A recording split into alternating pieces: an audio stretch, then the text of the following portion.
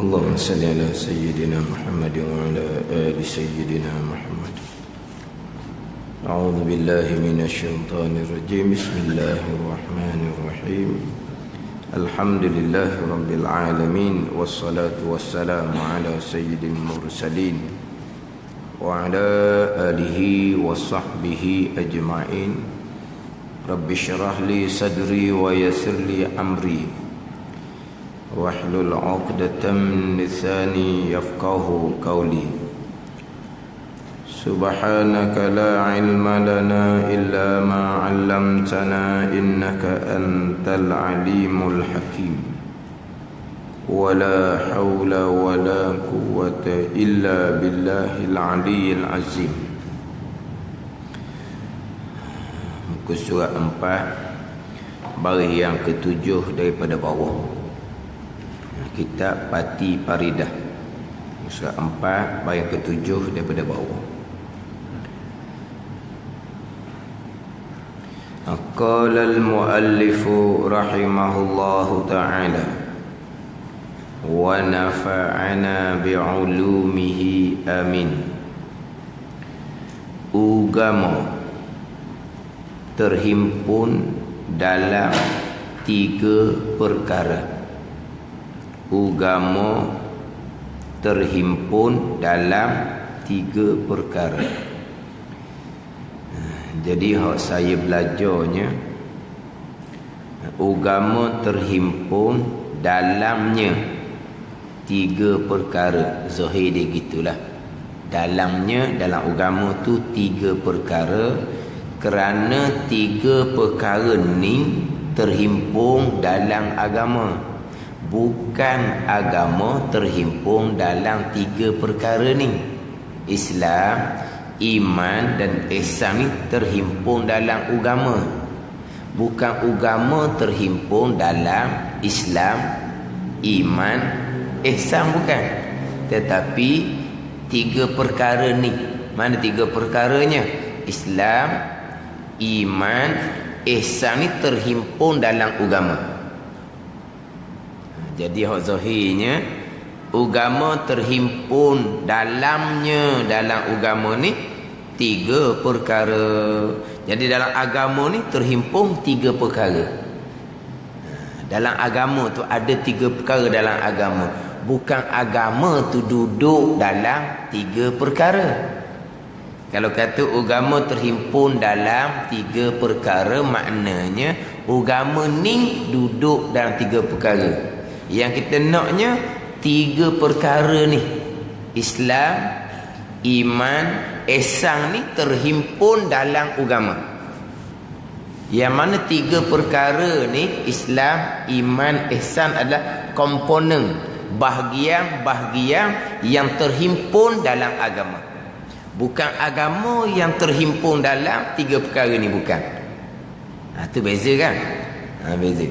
Dia hak aulanya, hak zahir dia, agama terhimpun dalamnya, dalam agama. Terhimpun dalam agama ni 3 perkara. Mana 3 perkara ni terhimpun dalam agama. 3 perkara ni adalah komponen, bahagian yang terkandung, yang terhimpun di dalam agama. Apa dia agamanya? Yang terdahulu agama adalah perhimpunan hukum hakam, ketetapan Allah Subhanahu wa taala yang diturunkan melalui Nabi sallallahu alaihi wasallam, yang mana agama ni akan bawa kebaikan, kebajikan, keselamatan, kebahagiaan kita hamba di dunia dan di akhirat. Jadi agama ni hukum hakam daripada Allah, yang Allah letak perkara ni untuk kebaikan manusia hamba ni di dunia dan di akhirat. Bukan hanya agama dapat menyelamatkan kita di akhirat sahaja, tapi agama inilah yang akan menyelamatkan kita dunia dan akhirat. Jadi nak selamat dunia contohnya, kita kena ikut hukum-hukum, ketetapan-ketetapan Allah Subhanahu wa taala. Sebab Allah yang jadikan dunia, Allah yang jadikan langit bumi, Allah yang jadikan manusia, hak baik hak jahat pun Allah yang jadikan. Jadi nak selamat kita atas dunia, kita kena balik kepada apa ketetapan yang Allah Ta'ala putuskan. Sebab Allah yang menjadikan segala-gala perkara. Maka yang boleh menyelamatkan kita balik kepada ketetapan yang ditetapkan, hukum hakam yang dihukumkan oleh Allah, Tuhan yang menjadikan langit dan bumi, Tuhan yang menjadikan dunia, Tuhan yang menjadikan manusia. Jadi agama ni adalah perhimpunan hukum hakam yang datang daripada Allah Subhanahu wa taala. Jadi hak perhimpunan hukum hakam yang datang daripada Allah yang disampaikan melalui Nabi sallallahu alaihi wasallam ni ada 3. Ada Islam, ada iman, ada ihsan. Islam ni ketetapan daripada Allah. Iman ketetapan daripada Allah. Ihsan ketetapan daripada Allah. 3 ni. 3 ni bahagian-bahagian agama yang Rasul bawa untuk selamat kita dunia dan akhirat. Lepas dia tu kita nak kenal pula Islam ni apa, iman ni apa, ihsan ni apa. Islam ni apa, iman, ihsan. Takrif dia, pengertian dia, Islam, iman dan ihsan. Kemudian bahagian-bahagian dia tu pula tu. Dalam Islam, dalam iman, dalam ihsan tu pula. Anak kena ngaji pula ni. Sebab secara mula-mulanya agama ketetapan daripada Allah untuk selamat kita dunia dan akhirat. Apa yang terkandung dalam agama? Islam, iman, ihsan. Apa dipanggil takrif Islam, iman, ihsan? Pengertian dia. Kena ngaji molek lah. Kemudian Islam ni ada berapa rukun? Iman ada berapa rukun? Kena faham molek. Jadi nak faham Islam, iman dan ihsan ni lah kena belajar ilmu tauhid, kena belajar ilmu fiqh, kena belajar ilmu tasawuf. Yang dipanggil kita ni belajar ilmu agama. Kita belajar tauhid dipanggil belajar ilmu agama. Kita belajar fiqh panggil belajar ilmu agama. Kita belajar tasawuf pun panggil belajar ilmu agama.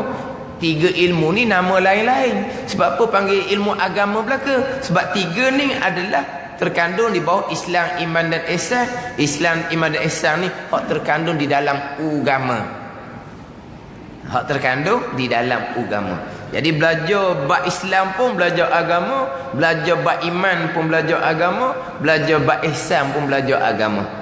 Daripada Islam, iman dan ihsan, bahagian-bahagian dalam agama ni ulama pecahlah daripada Quran hadis. Quran hadis ni hak diturunkan oleh Allah pada rasulnya. Quran dan hadis. Dalam Quran dan hadis ni, dalam tu ada Islam, dalam tu ada iman, dalam tu ada ihsan.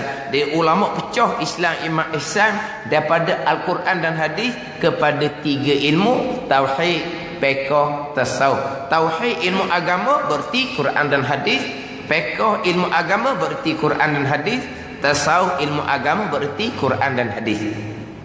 Sebab apa? Quran dan hadis ni lah hak agama kita ni.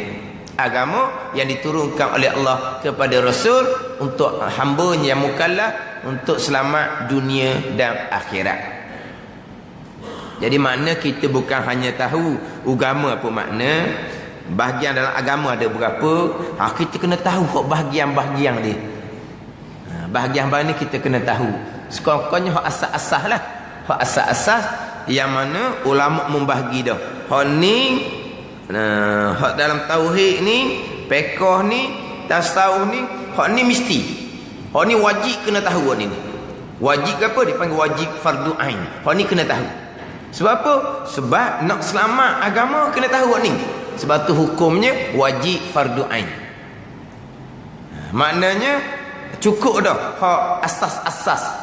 Hak Islam, iman dan ihsan, tauhid, fiqh, tasawuf. Mana? Cukup dah kita belajar fardu ain tauhid, fardu ain fiqh, fardu ain tasawuf. Tapi bukan setakat tu je agama yang diturunkan melalui Nabi sallallahu alaihi wasallam. Nabi menyampaikan agama 23 tahun. Kita belajar untuk dulu fardu ain ni sekejap je. Lepas tu hak lain-lain tu untuk kesempurnaan agama. Untuk kesempurnaan agama ni, kena ngaji pula ilmu fardu kifayah, mengaji pula ilmu sunat-sunat. Jadi dalam Islam, iman dan ihsan ni dia ada asas-asas dia pula. Hak asas-asas ni mesti kena tahu belaka. Ni dia panggil ilmu fardu ain ni. Yang ilmu agama, sebut kata ilmu agama, ilmu yang merangkumi Islam, iman dan ihsan, bukan fardu ain tu saja. Tadilah agama yang Nabi bawa 23 tahun. Nak belajar ilmu agama sampai ke mati pun takkan habis. Tetapi dalam agama yang luas yang dibawa datang oleh Nabi SAW ni, ada asas-asas. Hak ni tak dapat tidak, atas semua orang kena tahu. Sebab tu hak ni contohnya wajib fardu ain. Hak ni wajib fardu ain. Hak ni wajib fardu ain. Selesai hak wajib fardu ain, habis dah ke ngaji agama. Habis kok mana, sampai ke mati pun dah habis. Dah kata habis, selesai hak asas-asas. Lepas tu kita mengaji hak tinggi-tinggi pula sikit lagi untuk dapat kesempurnaan dalam agama. Lagi pula pada ilmu-ilmu hak fardu kifayah, ilmu-ilmu sunat kita belajar. Ni panduan agama yang kita nak kena faham molek. Sebab apa? Yang terdahulunya, tanda orang beragama ada 4. Kalau tak ada 4 tanda ni, tak ada agama. Walaupun cakap agama macam mana sekalipun, tak ada agama. Yang mana keempat-empat ni hak fardu ain belaka. I'tiqad yang betul, i'tiqad ahli-sunnah wal jamaah, itu hak asas-asas fardu ain. Kemudian i'tiqad ni ada pula hak secara detail-detail, secara halus-halus, secara halusi tu, itu fardu kifayah. Setakat untuk sah pegangan, nak memastikan kita berpegang dengan akidah yang sebenar, itu fardu ain. Kemudian kita nak mengerjakan hak yang diwajibkan kepada kita, nak meninggalkan hak diharamkan kepada kita, itu hak asas-asas. Hak diwajibkan kepada kita, hak zahir, semayang, puasa. Hak batin, ikhlas, syukur, taubah, itu hak batin. Hak tu wajib fardu ain kena tahu tu. Hak larangan zahirnya, ada larangan hak berkaitan dengan mata, telinga, apa semua, hak tu larangan zahir. Ada larangan hak berkaitan dengan hati, riya, ujub, takabur, hak tu wajib fardu ain kena belajar. Hak tu hak wajib fardu ain. Kemudian suruhan agama ni banyak. Hak fardu kifayah, hak sunat tu, hak tu nak dapat sempurna agama, hak belajarlah. Hak fardu kifayah, belajar hak sunat. Sebab apa? Kita nak beramal dengan sekalian perintah agama, bukan hanya nak mengerjakan hak wajib saja dak. Bukan hanya nak meninggalkan yang haram saja dak. Hak makruh pun nak tinggal, hak khilaful aula dak, comel pun nak tinggal, hak benda harus tapi lebih-lebih pun nak tinggal. Tu nak dapat kesempurnaan. Tapi permulaan untuk jadi beragama dulu. Ini hak asas fardu ain. Asas fardu ain tauhid untuk memastikan kita i'tiqad yang sebenar. Asas fardu ain fiqhnya untuk memastikan kita semayang ni semayang sebagaimana yang disuruh kepada kita semayang. Dengan menyempurnakan syarat, dengan menyempurnakan rukun, itu fardu ain. Menyempurnakan hak sunat dalam semayang, itu ilmu hak sunat kita belajar. Itu contoh. Sebab itulah maknanya kita, kalau ditekan supaya belajar fardu ain tauhid, belajar fardu ain fiqh, belajar fardu ain tauhid, sebab apa? Sebab kita nak ada asas beragama. Asas beragama. Sebab permulaannya nak pastikan kita ni ada asas agama, ilmu lah. Ilmu mana? Ilmu yang terkandung dalam Quran hadis, yang terbahagi pada Islam, iman dan ihsan, yang ulama pecah daripada Quran dan hadis untuk memudahkan kita orang kemudiannya dalam kitab tauhid, dalam kitab fiqh, dalam kitab tasawuf. Walaupun kita buka kitab tauhid, kita buka kitab fiqh, tasawuf kecil-kecil, tak ada satu ayat pun, tidak ada satu hadis Nabi pun dalam tu. Tapi apabila sebut kata ilmu agama, inilah ilmu Quran, ilmu hadis Nabi sallallahu alaihi wasallam. Tapi kenapa tidak didatangkan satu ayat pun? Kenapa tidak didatangkan satu hadis? Kitab kecil nak ngaji fiqh mula-mula. Kalau ambil ayat pula, nak kena kupah ayat pula, nak kena huraikan ayat biar tepat sebagaimana hak dia ni hak difirmankan oleh Allah Subhanahu wa taala. Kalau datangkan ayat Quran, kita yang menyampaikan agama ni kadang-kadang tak memahami mana ayat, kita pun terjemah dengan akal kita, dengan orang mengajar-mengajar tu pun berdosa. Sebab apa? Menghuraikan Quran dengan akal, itu neraka jawapan dia. Jadi ulama-ulama muktabar yang Quran hadis sepenuhnya di dada, mereka ambil pengertian Quran hadis yang terkandung di bawah Islam, iman dan ihsan ni, abuh dah kitab. Secara khulasah dia, secara hak siap dah masuk. Secara hak siap dah masuk. Memang dalam tu tak ada satu ayat pun. Memang dalam kitab tu tak ada satu hadis pun. Hak ada dalam tu itulah pengertian ayat dan hadis Nabi sallallahu alaihi wasallam. Tapi tak ada nampak saya. Macam contoh kita buat bandingan lah. Ya? Kita tak pandai nak masuk nak apa. Kita cari hak siap dah. Hak orang masuk siap dah. Kita pun belilah hak ni lauk hak siap dah. Dalam tu tak ada nampak dah bahan dia nya. Hak kita nampaknya kuah gitu je. Bahan dia tak ada dah bahan. Bahan nak buat lauk tu lah. Tak ada dalam tu. Dah, hak dalam tu bukan hak bahan-bahan tu. Bahan tu lah. Tapi ada dah, tak nampak dah. Bawang pun tak nampak. Ni hak apa hak alat-alat dia. Tak nampak sekara pun. Tapi dalam tu gapo dia? Sama juga. Walaupun dalam kitab-kitab tauhid fiqh tauhid kecil tak ada satu ayat, tak ada satu hadis, tapi hak ada dalam tu semuanya pengertian ayat dan hadis Nabi sallallahu alaihi wasallam. Kita ngaji fiqh permulaan. Kemudian kita ngaji kau tinggi, kita pun naik kepada kembali kepada hak sumber asal Al-Quran dan hadis Nabi sallallahu alaihi wasallam. Ni siapa ni? Orang-orang yang tertentu sahajalah. Orang-orang hak mengaji betul benar secara khusus. Kita mengaji setakat nak amal ni, ambil orang kitab-kitab yang mana tak terkandung dalam Al-Quran dan hadis Nabi sallallahu alaihi wasallam untuk memahami agama. Ni hak permulaan dalam kitab Pati Paridah. Ini comel dia punya susunan dia. Tapi dalam kitab Pati Paridah ni, dia akan pergi kepada persoalan iman untuk mengesahkan keenam rukun iman. Tapi sebelum pergi pada persoalan iman, untuk mengesahkan keenam rukun iman, comelnya dimula daripada agama. Apa agama? Apa tandaan orang beragama yang sebenar? Apa bahagian dalam agama Islam, iman dan ihsan. Dah kita nak cerita tiga-tiga.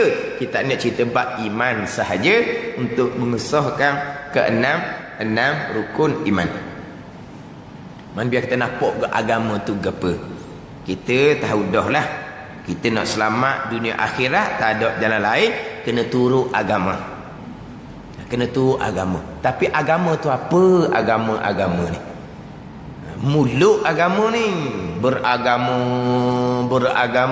muluk. Akhirnya agama ni apa? Semayang. Tu je agama. Semayang aja agama. Hak beratnya sampai ke mana usuluddin, tapak agama, pegangan. Orang tak tahu ke mana hala. Kita pegang dah Allah ada. Setakat tu je untuk sah ke enam rukun iman. Untuk sah iman hanya setakat berpegang Allah ada je. Allah sedia je. Allah kekal je. Setakat tu je untuk sah. Kita beriman dengan Allah. Kena kemah molek tu. Baik itu usul agama, tapak agama. Akhirnya kita pun salah faham. Kita ingat agama, semayang puasa. Semayang puasa pula, semayang puasa sebagian dia disuruh. Hak terkandung dalam ayat-ayat dan hadis Nabi. Dah kita semayang puasa pesen kita. Bukan semayang puasa agama tu. Itu adat budaya. Tapi walaupun semayang puasa comel sekalipun, tapi kalau tak ada iman, tak ada akidah, tak pakai gawat, tak ada agama. Sebab apa? Kita tak kenal agama. Kita tak kenal agama. Kita ingat agama ni sembilan waktu, berjemaah 5 waktu, tu je agama.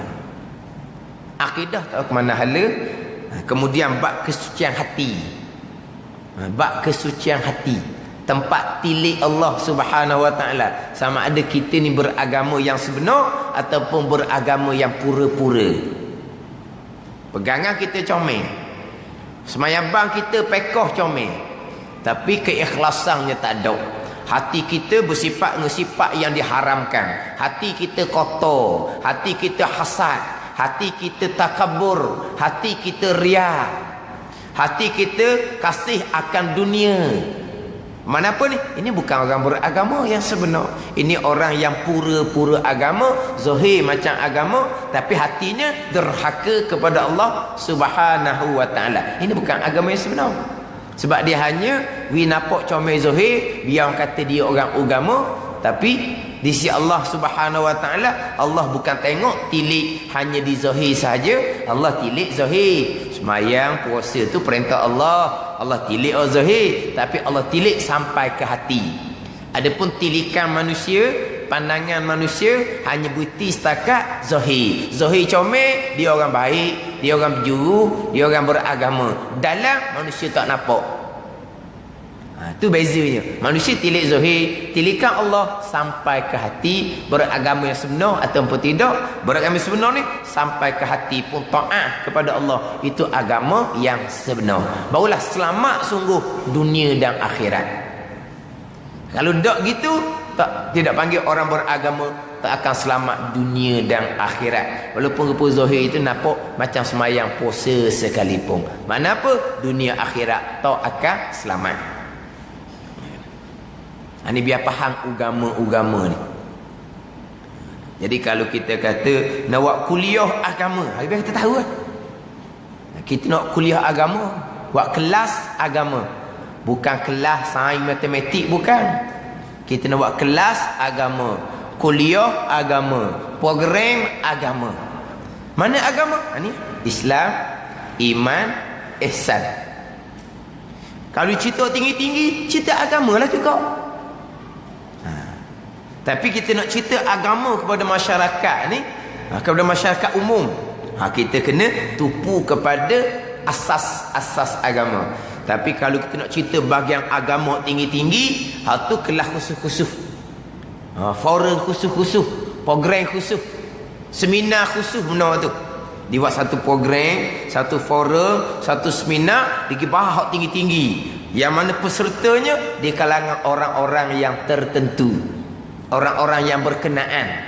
Tu tak apalah, itu pun program agama. Tapi agama hak tinggi-tinggi, yang mana sasarannya dah kepada orang-orang berkenaan sahaja, sebagai panduan kepada mereka, sebab mereka nak bawa agama dalam masyarakat. Sampai masa dia bawa agama dalam masyarakat, dia akan cerita hak dasar-dasar agama, asas-asas agama. Kalau kebetulan masyarakat dia tanya hak tinggi-tinggi itu, dia ada asas, dia pun ceritalah kodoh-kodoh. Tapi untuk umum dalam masyarakat, kuliah agama, kelas agama, balik pada tauhid, fiqh dan tasawuf. Hak menjadi fardu ain kepada kita. Akhirnya sumber asal agama, Quran, hadis, tafsir dan hadis, fardu kifayah. Tafsir hadis jadi kewajipannya fardu kifayah. Jadi pelik pula. Sumber asal Quran, tafsir, hadis, fardu kifayah. Kenapa tauhid, fiqh, tasawuf pula fardu ain? Tauhid, fiqh, tasawuf ni hak asas-asas hak dalam Quran dan hadis. Maknanya tauhid, fiqh, tasawuf ni ilmu Quran, hadis lah.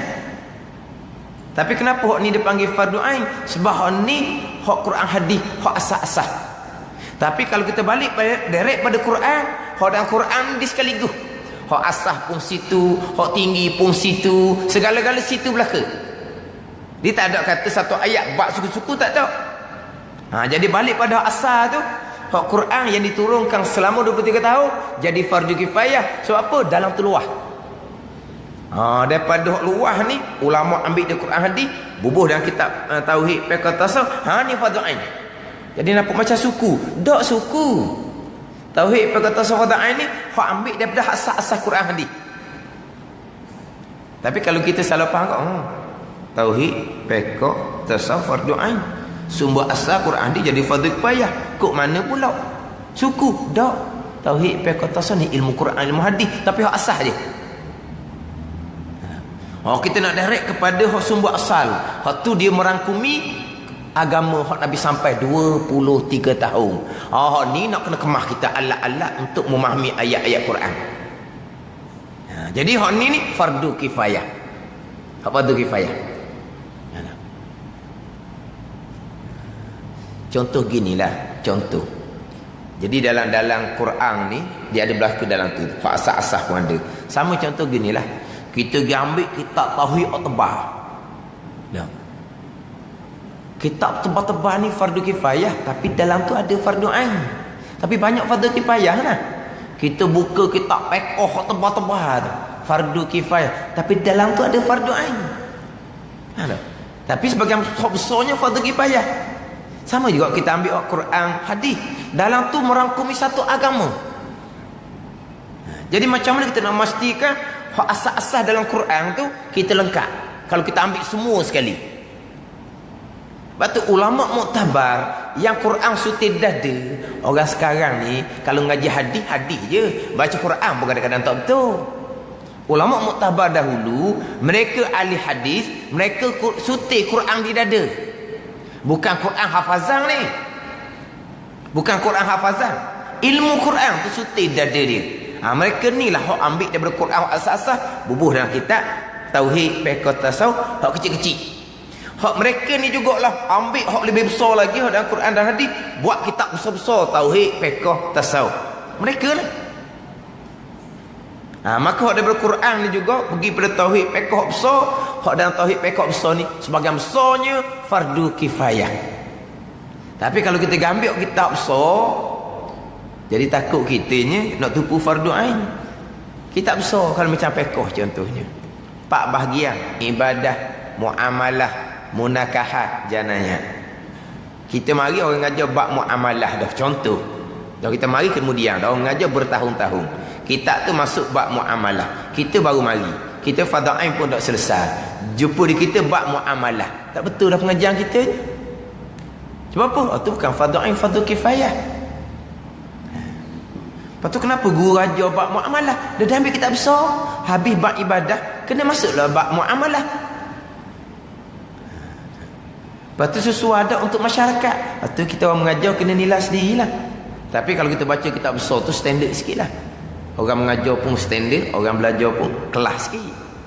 Tapi sesuai ke tak? Saya mengajar ni lama dah, dia kata. Dah awak baru mari, takkan kita nak biar pada kepayah ke dia? Sebab itulah biasanya untuk masyarakat umum dia ambil kitab hak asas-asas je dulu. Hak kitab hak besar-besar ni kelas khusus. Kelas khusus lah. Kadang-kadang masjid dalam dewan, tak apa lah. Ni kalau kuliah maghrib baca bab muamalah. Dan mereka pensyarah bidang muamalah. Tapi yang mereka nak mengajar tu bukan dalam kuliah di universiti mereka. Di universiti mereka bidang muamalah, bidang ekonomi contohnya, mereka ajar kepada pelajar yang memang khusus bidang tu. Tiba-tiba kita ngajar di masjid untuk orang kampung, ngajar pesih macam dalam kuliah. Dalam kuliah hak dia ngajar universiti tu bukan semua orang boleh masuk. Tapi kita ngajar kampung umum, ajar bab muamalah kepada masyarakat umum. Betul tak betul kena nilai lah. Tapi kalau kita ngajar sejik, kita masuk kelas khusus, kelas terhad, tak apa. Dia baca bab fiqh dia baca bab ibadah, digelopak bab muamalah. Tanya masjid tu, dah bab ibadah ada ke tak lagi? Bab taharah, bab solat, tak ada lagi kitanya. Tak apa. Jadi dibaca bab muamalah. Dia nak baca waktu, kata pihak masjid. Dia nak baca waktu. Jadi mana yang membaca tu dia tak kenal tepat, mana kuliahnya macam mana, hak di masjid macam mana tak kenal nak letak. Lepas tu pihak masjid pula ni pakai ambil je. Lepas tu dia tahu, ustaz tu ustaz dah kuliah ustaz baca ajar. Lepas tu ni dalam masjid kami ni kami nak ajar bab ibadat je. Pihak masjid lah pula kena main peranan, nyedarkan balik. Sebab apa? Dia dah tidak kenal tepat mana di dewan kuliah mereka, mana hak di dewan masjid untuk umum masyarakat. Tapi itu apa? Ilmu agama belaka. Jadi ulama susun budak kitab ni pun kena pilih molek. Hak mana hak asas-asas dulu. Tu hak kitab dah, tapi kitab besar. Sama telah kita nak direct pada Quran dan hadis Nabi sallallahu alaihi wasallam. Waktu bagi orang tertentu sahaja. Sebab kadang-kadang sekarang ni ada suruang-suruang yang mana tak sudah bahas-bahas lah kata dia. Pekoh ke macam mana, kita direct kembali pada Quran hadis. Kita direct kembali pada Quran hadis. Tak sudah bahas-bahas lah kita pekoh ni. Seruang tu bunyi betul lah kembali pada Quran hadis. Tapi siapa yang boleh mana mengupah ayat Quran hadis lengkap dengan semua ilmu agama. Yang mana orang yang nak baca Quran hadis ni orang yang memahami belas-belas ilmu agama. Kemudian kita yang nak belajar ni pula orang yang mampu terima. Boleh? Bunyi seruang tu sedap betul, tak kena. Untuk masyarakat kita ambil dah daripada hak ulama susun dari Quran hadis, hak asas-asas dalam kitab tauhid, dalam kitab fiqh, dalam kitab tasawuf. Kita pun kena tahu jugalah.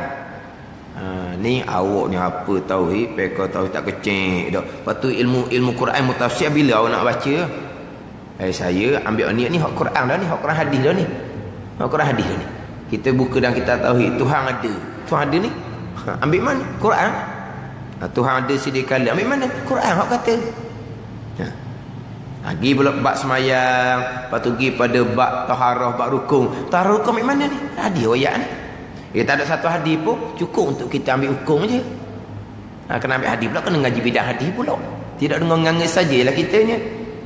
Biar kita tahu kita duk ngaji, kita kecek-kecek tauhid fiqh tasawuf. Inilah hak kita mengaji ilmu Quran, ilmu hadis Nabi, hak asas-asas kepada kita. Kita setakat nak jadi betul jalan dia. Lepas tu kita nak tinggi lagi, masuk kelas lain pula. Tapi kena sahih sungguhlah. Asas Islam, iman dan ihsan dipanggil asas agama ni betul-betul kita ada. Jangan duk dakwa ngaku saja. Tertipu kita. Kita dakwa kita beragama tapi tidak ada agama pun. Kita mengaku saja. Hak paling beratnya tak ada usul agama, usuluddin, pegangan. Tak ada pegangan, tak memahami pegangan. Tambah akhir zaman ni ada bagai-bagai bawakan berkaitan dengan ilmu pegangan.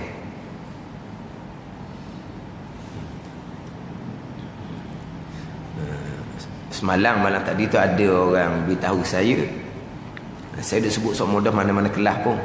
Dia kata dia dengar dalam radio. Tapi radio mana pun tak sahih sebab dia dengar dalam radio masa balik daripada Kuala Lumpur. Dia dengar ada satu bicara berkaitan dengan pegangan. Dia ada sebut di situ, kita jangan duk cakap makan ubat baik, makan ubat sembuh tu kafir, dia kata. Tertolak habis sembahyang puasa. Cakap ni kena sandar Allah yang menyembuhkan, Allah yang membaikkan, Allah yang mensihatkan. Yang duk kata obat-obat kafir, dia kata. Punahlah. Itu panggil percakapan sandar kepada asbab zahir. Itu bukan cakap hakiki, cakap majas. Cakap hakiki ni cakap sungguh-sungguh. Mana cakap sungguh-sungguhnya? Hak tu kita cakap, hak tu kita pegang. Atau cakap sungguh-sungguh, dia panggil cakap hakiki. Dah kita orang Islam cakap makan obat baik tu cakap sungguh-sungguh ke? Memang kita pegang obat ni bekas? Ada. Atau panggil cakap majas. Cakap majas ni dok sungguh-sungguh lah. Nak kata kan dia hakiki satu, cakap majas satu. Cakap hakiki ni kalau kita kata cakap sungguh-sungguh. Hak tu kita kata, hak tu kita pegang. Itu cakap hakiki. Cakap majas ni kita hanya sandar kepada asbab zahir. Lepas makan obat jadi sembuh. Sebelum makan obat tu sakit lagi. Lepas makan obat sembuh. Zahirnya sembuh mari daripada obat. Kita pun cakap sandar ke zahir. Tapi sebenar-benar ke pegang gitu juga. Dah kita pegang tetap dah. Allah yang bekas, hati panggil cakap majas. Tak ada salah tu. Di bubuh kapi. Ni tak tahulah macam mana. Pantauan tu macam mana. Sekarang ni ada negeri mengajar kena rakam. Bukan kanun kita lah. Mengajar. Kita ni rakam kau ni. Ni atas meja ni rakam ni. Awal kita teranum ni. Mengajar je rakam. Mengajar dia rakam. Ada negeri mengajar rakam. Untuk apa? Untuk pantauan. Baguslah, tak ada masalah. Tapi kita mengajar majlis surah ni terhad je. Terhad je. Tapi kalau mengajar dalam radio, dalam TV, itu untuk satu negara jutaan akan dengar. Jutaan akan tengok. Siapa yang pantau? Adakah mereka yang masuk TV radio ni bercakap satu-satu perkara memang mereka bidang pakar dalam perkara tu? Ataupun beri bebas je?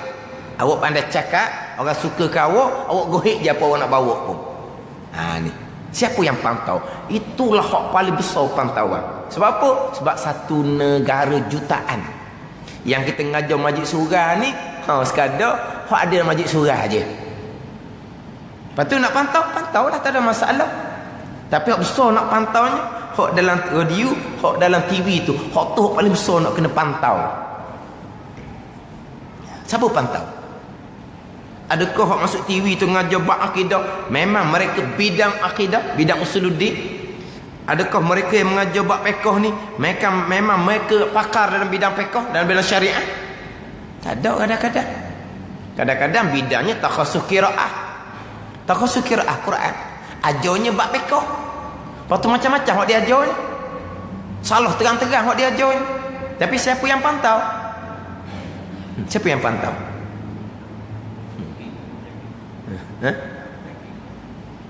Wallahu a'lam siapa pantaunya. Tapi nak cerita kalau majlis surah pun nak rakam untuk pantauan, tak ada masalah. Untuk kebaikan. Untuk kebaikan tak ada masalah. Tapi hak lebih besar lagi tu, radio dan TV. Hak tu lebih besar. Siapa yang pantau?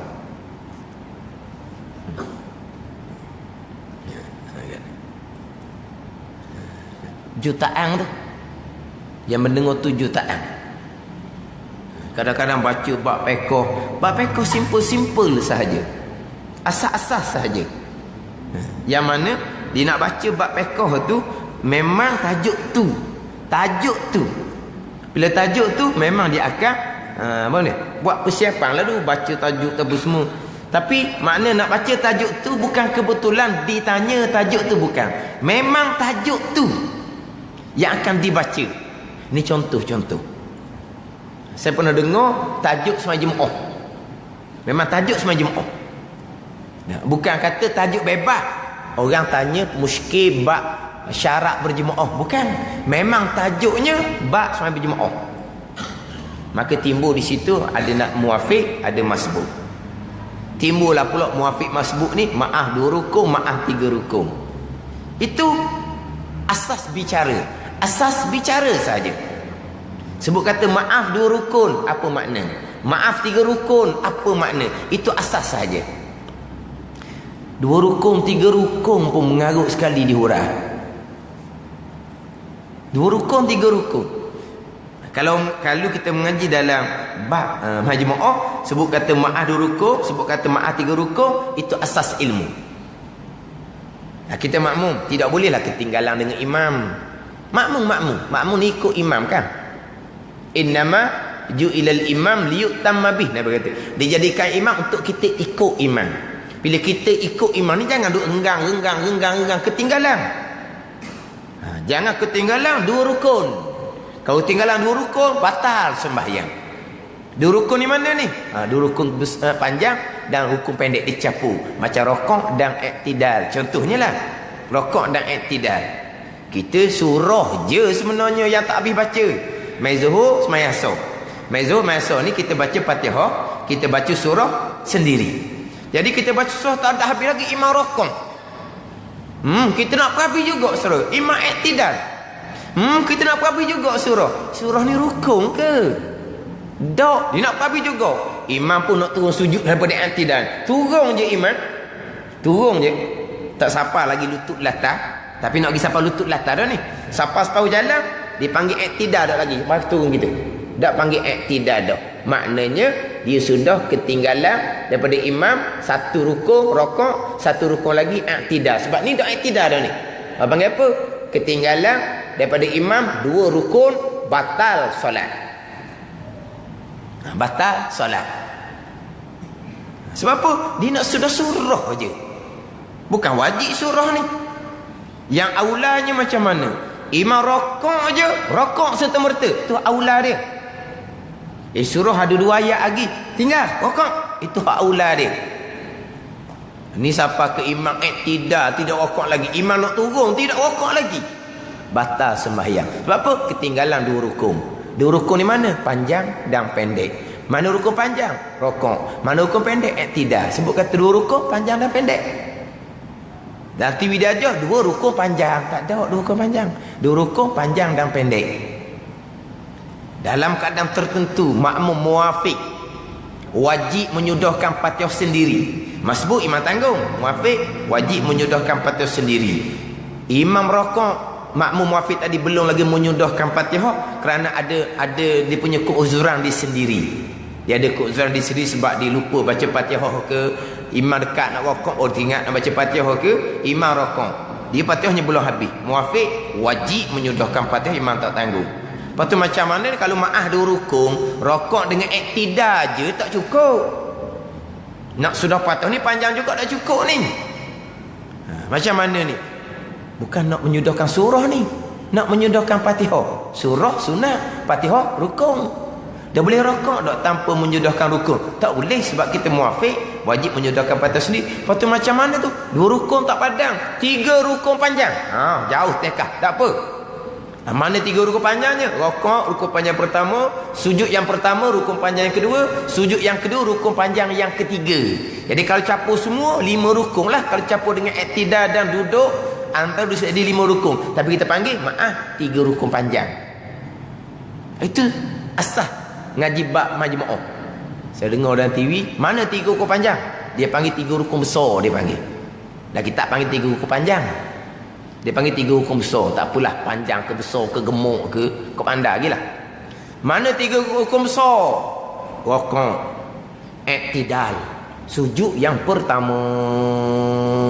Iktidal dibilang juga hukum-hukum besar. Sujud yang pertama habis dah. Habis dah sujud pertama.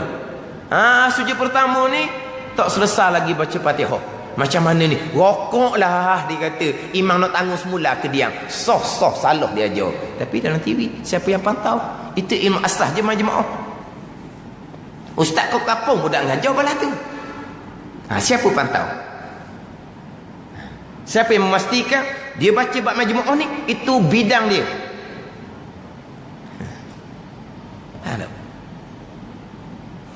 Siapa nak pantau?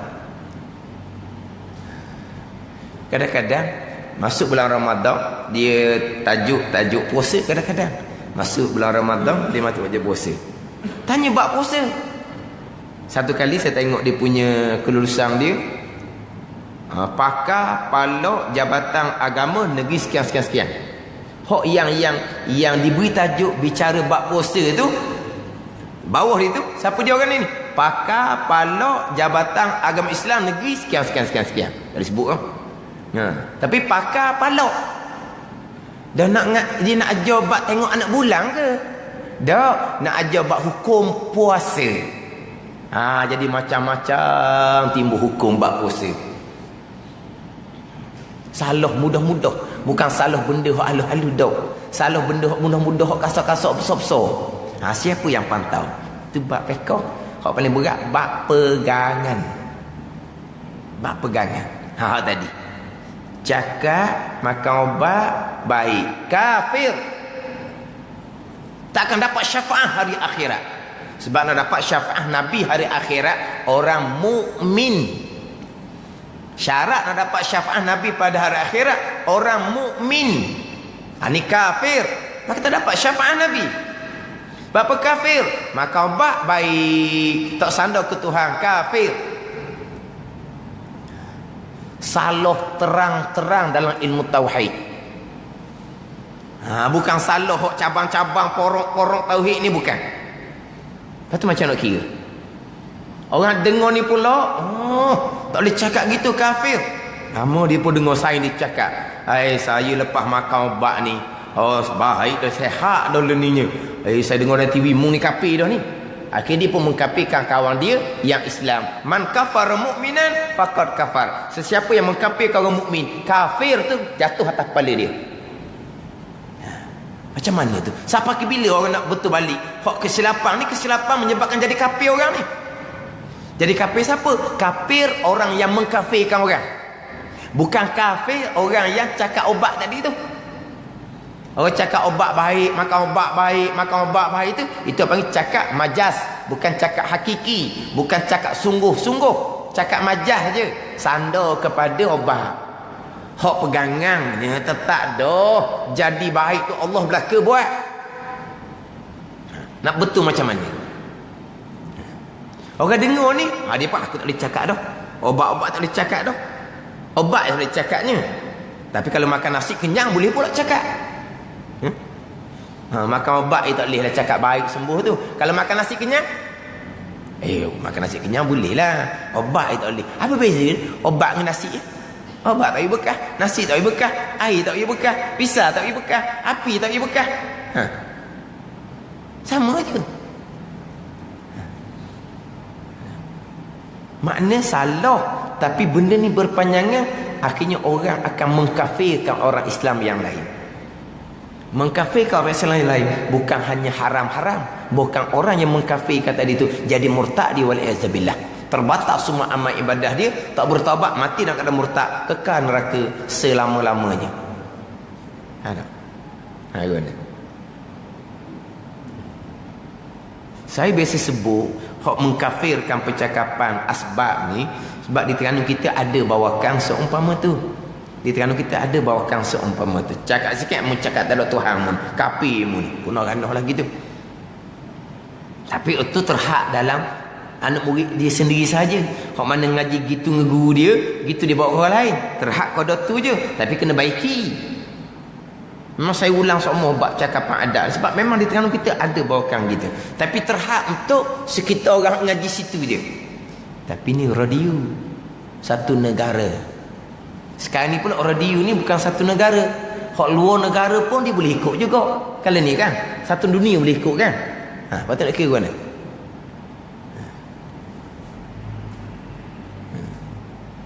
Tak tahulah siapa yang patut pantau. Ni bab pegang ni kena ngaji molek dalam bab ni. Salah bab ni habis cerita. Itu hanya bagi percakapan majas sandar pada asbab zahir. Al-lughah tu benar ala zahir. Lughah ni disandar atas zahir je. Macam Nabi bersabda, rezeki aku di hujung pedang daripada harta ghanimah. Nabi kata rezeki aku di hujung pedang. Mana rezeki Nabi SAW daripada Allah, bukan daripada hujung pedang. Tapi Nabi kata rezeki aku daripada hujung pedang. Macam kita lah, inilah sumber rezeki kita. Orang ambil kedai ni kok berat lah kita. Ladang kebun ni lah rezeki kitanya. Kalau orang ambil ladang kebun ni kok nak cari rezeki mana kita? Misalnya kedai situlah sumber rezeki untuk keluarga kita. Kedai orang ambil alih contohnya. Nak cari rezeki mana? Kedai tu rezeki ke dia. Ladang kebun rezeki ke dia. Allah.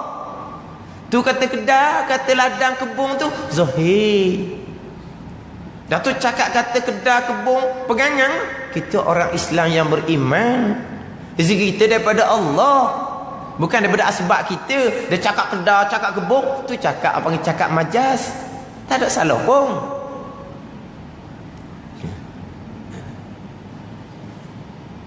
Gimana? Tahulah. Saya pernah tanya tu bab cakap adat ni. Dia pelik. Ya ke gitu? Ada. Dia pelik. Kan kita ngaji tauhid kan? Kita ngaji tauhid. Dalam kitab kita ni depan ni ada hukum syarak, hukum akal, hukum adat, hukum adi. Tapi dalam kitab Faridah kita, dalam kitab Fatih Faridah ni bagi dua je. Hukum syarak dengan hukum akal dia. Satu lagi dia ada hukum adi, hukum adat. Hukum adat. Hukum syarak, hukum-hukum ni ketetapan. Keputusan tu hukum. Hukum syarak, keputusan ketetapan Allah. Hukum akal, keputusan ketetapan hak kita mikir dengan akal kita. Mikir dengan akal, langit besar, bumi besar ni mesti kena ada Tuhan yang menjadikan. Mana tu maka? Wajib akal. Kita fikir dengan cara akal. Keputusan kita ambil daripada akal. Wajib adat. Wajib adat ni keputusan ketetapan yang kita ambil berdasarkan adat, berdasarkan hak sokmo-sokmo, hak kebiasaan. Tu hukum adat. Mana kita menetapkan hukum, sama ada wajib adat, sama ada harus adat, sama ada mustahil adat, kita balik pada hak adat, hak biasa-biasa. Hak kebiasaannya macam mana? Hak sokmo-sokmonya macam mana? Hak sokmo-sokmonya kalau makan 2 pinggang kenyang. Maka makan 2 pinggang wajib kenyang. Mesti kenyang. Allah wajib kenyang. Kenyang tu Allah buat. Apa kata makan lu pinggan wajib kenyang? Wajib hukum adat. Dia kata Allah mengenyangkan, itu hukum syarak pegangan. Situ.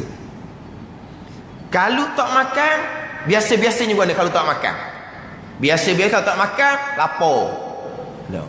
Mana kalau tak makan mesti lapar, tak kenyang kalau tak makan. Maka kalau tak makan mustahil kenyang. Mustahil. Walaupun tak makan, kalau Tuhan mengenyangkan, kenyang juga. Hak biasanya guna. Hak biasa kalau tak makan, kau tak akan kenyang. Maka tak makan mustahil kenyang. Mustahil kat mana ni? Kau adat. Oh, kalau makan nasi separuh, dia makan nasi separuh. Kan pergi kedai kan, dia tak separuh. Hak separuh ni kalau semua-semua guna. Kadang-kadang kena ke hari kenyang. Kena ke hari tu separuh tak cukup. Kadang-kadang kita minta separuh, kira okeylah, kenyang dah lah. Tapi kadang-kadang ada juga hari kita minta separuh, kena tambah, tak cukup, tak kenyang. Maka nisbah nilai kau adat, bukan kau akal, kau adat. Makan separuh ni harus kenyang. Harus. Sebab apa? Kenyang pun biasa, tak kenyang pun kadang-kadang ada juga tak kenyang, tak cukup. Dia panggil harus adat. Makan banyak wajib adat, mesti kenyang. Makan banyak mesti kenyang. Pisau tajam mesti putus. Api kuat mesti habis licin hangus. Mesti kat mana pula ni? Mesti tu kalau bahasa Melayu, wajib tu bahasa Arab. Kalau makan banyak wajib kenyang. Kalau pisau tajam wajib putus. Kalau api kuat habis mesti wajib hangus. Wajib kat mana pula ni? Mesti kat mana? Kan Tuhan buat belaka. Tuhan buat belaka tu hukum syarak. Dan saat ni kata wajib kenyang, wajib putus, wajib hangus, hukum adat. Tu kan kita tauhid tu. Sebab tu tubuh jadi pelik. Kan kita mengaji ni dan kita tauhid, ada hukum syarak pegangan, ada hukum akal, ada hukum adat. Tapi hukum adat tu tak bekas. Tapi kita cakap nisbah dengan hukum adat, jadi pelik. Tapi di tempat kita memang ada ajaran seumpama tu. Tu kena taubat beradong tu, berat tu. Tapi tadilah kalau ajar di tempat kita ni hanya di kalangan murid-murid dia sahaja yang bawa seumpama tu. Tapi kalau ajar dalam radio, kalau ajar dalam radio, nak kira mana? Tapi saya pernah dengar juga bawakan seumpama tu. Dulu dia cakap buat apa ni? Dia kata kafir juga, syirik juga. Anggapan kita, tanggapan. Ialah anggapan kita ni gitu gini tu gini. Itu bukan pegangan. Saya pernah dengar sama juga. Dia kata kafir, syirik juga. Punah seumpama tu.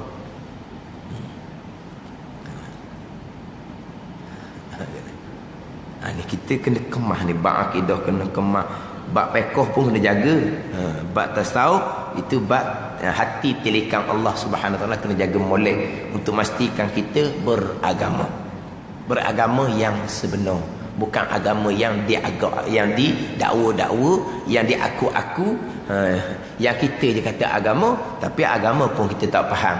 Akhirnya kita faham agama sembahyang, puasa, ngaji Quran, umrah, tu je agamanya. Beratnya usul agama, tapak agama pun dah heran. Tu tak ada awal-awal tu. Kemudian tempat tilikan Allah hati pun dah heran. Tu bukan agama. Kita nak jadi beragama, permulaan kena i'tikad yang betul. Jadi sekarang nak cerita pula hak agama tu.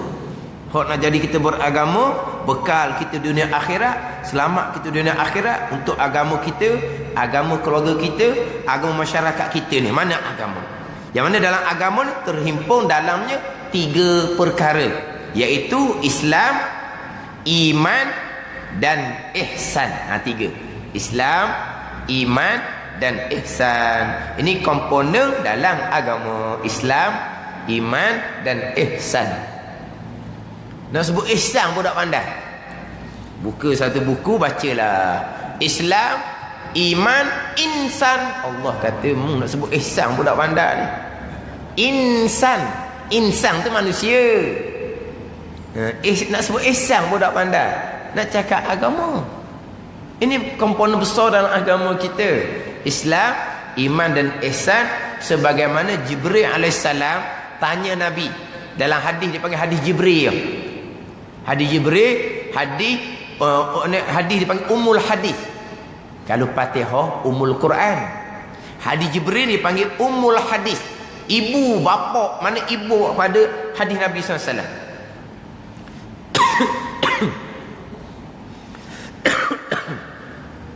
Hadis Jibril itu, Jibril tanya Nabi SAW, akhbirni anil Islam.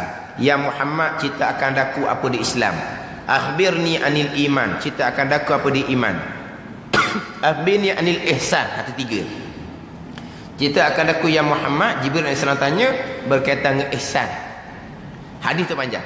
Kalau lepas Jibril balik tu keluar daripada majlis Nabi SAW, Nabi pun tanya sahabat, kenal tak lelaki tadi? Sebab Jibril mari berjumpa dengan Nabi dalam rupa lelaki yang tidak dikenali. Sahabat pun jawab, tak kenal lah, Allah wa Rasulullah a'lam lah, Allah dan Rasul yang tahu.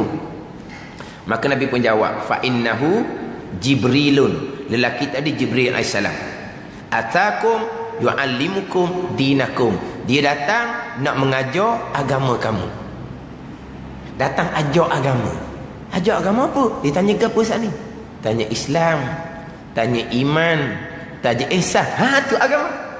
Islam, iman, ihsan itulah agama.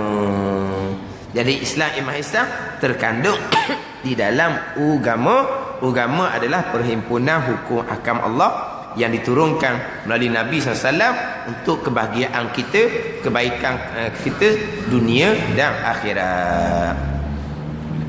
Kemudian nak pergi pula pada takrif Islam, iaitu mengaku dengan tidak fikir bicara oleh lidah seseorang dengan betul serta tidak menolak ingkar akan perkara agama yang mudah yang dibawa oleh Rasul, seperti betul 2 kalimah syahadah dan semayang dan lain, kalau tidak ia beramal sekalipun. Nak pergi pula pada takrif Islam, apa takrif dia?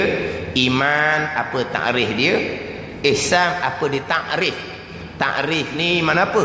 Pengertian dah, makna. Bukan tu benda lain dah. Hak elektrik tu ke apa? Bukan tarikh, takrif juga tau. Apa ni? Jadi kan hak elektrik tu bukan sebut takrif. Tarikh. Tu tarikh. Tarikh mana apa? Tarikh elektrik. Dia gitu. Kegunaan dia. Tarikh tu. Bunyi ingat takrif juga. Tu tarikh elektrik. Ni takrif. Takrif ni bahasa Arab. Bahasa kita juga pengenalan dia lah. Tapi bahasa Melayu pun takrif juga tau. Sebut dia takrif. Jadi Islam apa takrif dia? Apa pengertian dia? Iman apa takrif pengertian dia? Ihsan apa takrif pengertian dia? Bila pergi pada rukun-rukun dia. Ni permulaan pengajian ni. Apa dia pengertian Islam, apa dia pengertian iman, apa dia pengertian ihsan, Islam, iman, ihsan yang terkandung di dalam agama. Wallahu a'lam.